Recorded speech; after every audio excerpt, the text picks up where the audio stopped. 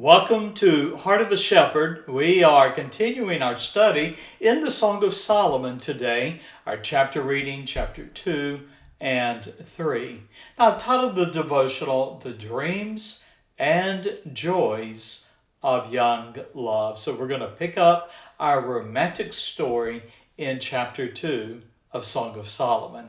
Now, the love and courtship of King Solomon and his unsuspecting but beautiful peasant maiden are the focus of today's scripture reading. Now, used in the geographical and agricultural setting of the time, Song of Solomon, chapter 2, reveals the courtship and affection between the king, whom I suggested was disguised as a humble shepherd, and the young Shulamite woman. We, of course, find her identified in chapter 6 and verse 13. Now, the young maiden was aware of her appearance and that her work in the sun darkened her skin. Nevertheless, she dreamed of the shepherd's love and affection. So, in Song of Solomon, chapter 2, we have what I would describe as an unroyal courtship. Now, in the opening verses of chapter 2, we see a dialogue between the Shulamite maiden and Solomon, whom she thought was a shepherd. Now, there is some debate among scholars about who is speaking in these first verses of chapter 2, but I believe it is Solomon, and prophetically, Jesus Christ. So, notice then, verses 1 and 2, the shepherd king's love for the Shulamite maiden. Now, the king, professing his love for the young maiden, said, verse 1, I am the rose of Sharon. Now, the rose of Sharon is a cactus rose, and the lily, or the flower of the valleys. Now, Solomon admired his beloved's beauty, and he told her in verse 2, as the lily among the thorns, which would go back to the cactus, so is my love among the daughters. Now, the maiden's love and courtship then with the shepherd are expressed in verses 3 through 7. And so the young woman expressed her affection for the shepherd and said in verse 3, as the apple tree among the trees of the wood, so is my beloved among the sons. I sat down under his shadow with great delight, and his fruit was sweet to my taste. Verse 3. Now, comparing her suitor to a blooming, fragrant, fruit-bearing tree, this woman, this young maiden, she felt safe under his shadow, and she, of course, radiated with joy. Now, she thought her courtship was with a humble shepherd, but realized she was the object of the king's affection in verse 4 when he brought her to the banqueting house, and his banner over her was love. Well, confident in Solomon's presence, she asked him to stay by her side in verse 5. And in verse 6, imagine his loving, reassuring embrace. Now, in verses 8 through 13, we have the maiden's anticipation of the shepherd's coming. So the young maiden was in love, and her beloved, the king, cherished her. Her heart leaped at the thought of hearing his voice. And she dreamed, of verse 8, of Solomon coming in the strength of his young manhood. He was to her like a male gazelle, a roe, or a young hart. And when he looked through the latticework of her window, the king called to her in verse 9. Well, like many young women who dream of love and marriage, the young maiden fantasized about Solomon sweeping her off her feet with his affection and saying in verse 10, rise up, my love, my fair one, and come away.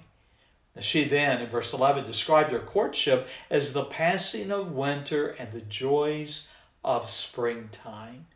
Now, in verse 12, spring arrived, and joy and love filled the air. In fact, as we consider verse 13, the love of these two was likened to fig trees that blossom with fruit and green leaves in spring, and to the scent of flowering grapevines that filled the air. The young maiden's dream ended with Solomon coming and saying in verse 13, arise, my love, my fair one, and come away. Well, verse 14 through 17, now we have the shepherd's invitation to the maiden. Now, beautifully expressing Solomon's poetic affection We know that the young woman he loved lived in the mountains. The king admired the beauty of her rural home and said, "My dove, thou art in the clefts of the rock, in the secret places of the stairs. Let me see thy countenance." And that is the beauty of her face. "Let me hear thy voice." In verse 14, "For sweet is thy voice, and thy countenance is comely."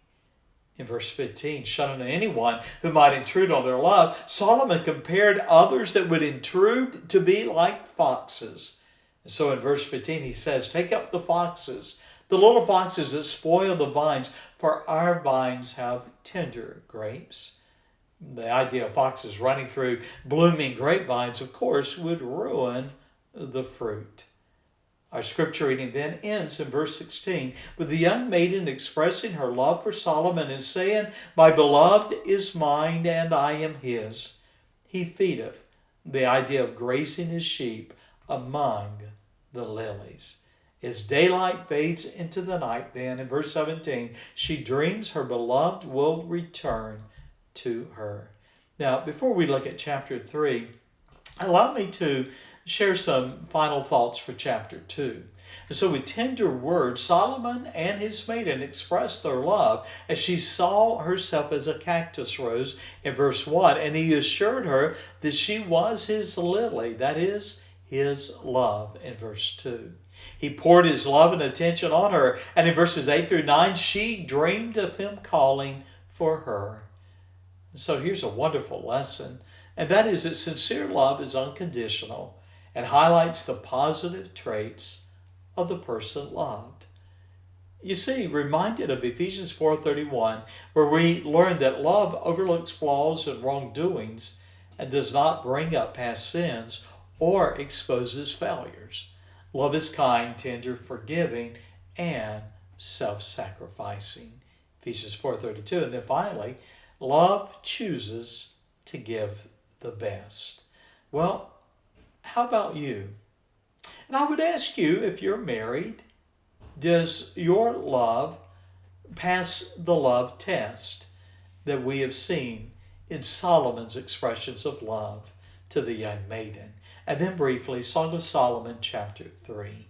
Now you'll notice in verses 1 through 4 of chapter 3 what I would describe as the dreams of young love. So we see the young maiden dreaming of marrying Solomon as she dreamed of becoming his wife. But as her wedding night neared, she couldn't find the man she loved.